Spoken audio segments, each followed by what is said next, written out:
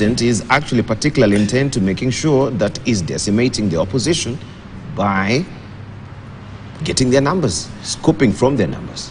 One, I want to say this, it is very democratic, and part of the tenets of democracy for you to always want to win numbers on your side. And that's the basic principle of politics. As a politician and as a political party, I would like Dan Manzo to join us. How I convince him is my problem, but I want to bolster my numbers all the time.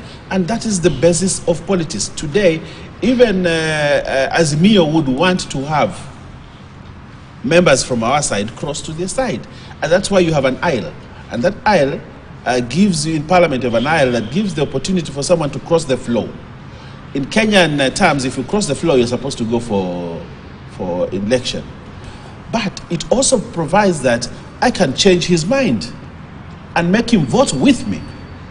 We had one of our members, gallant soldier Gadoni Wamushomba, voted with Azimio. We had this guy of Kabuchai, what is his name? Kalasinga, Majimbo Kalasinga. He's a Kenya Kwanza guy. He voted with Azimio.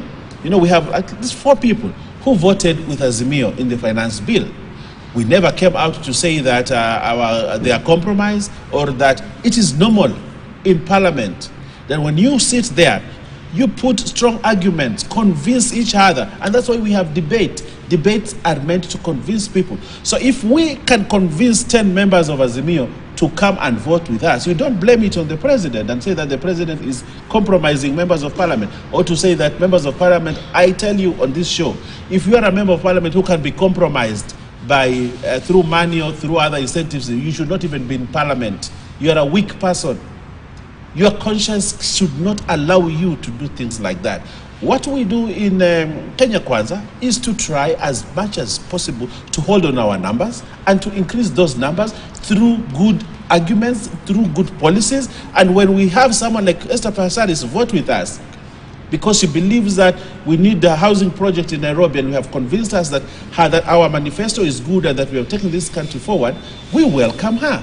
When we convince those members from Azimio, today I want to convince more members to come to us. Why? Because we want to pass law which we think is good. They need to give us a counter argument to show that our argument is bad, so that even me, Owen Baya, I'm waiting for Pio and I to make such a bold statement, such a strong statement, to convince me to want to vote with them.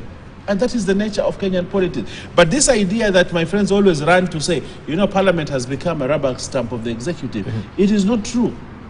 Parliament is independent. I sit in that Parliament. And I have sat with my friend Senator here, and we were in the same party, same coalition with him. And there are arguments which we would sit with him. He used to be my friend. Sit with him when we in Parliament and say, of course, this is a good argument. But because there is a party position, I will stick to my party position. But I tell him, no, I'll look at the good argument and go with the good argument, you know. So I want to say on this show that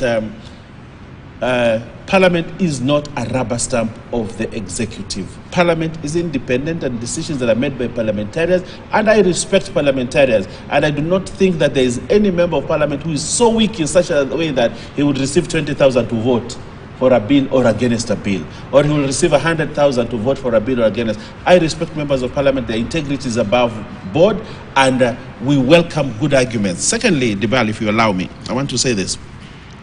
There has always been this talk about which my friend likes pushing Article 37.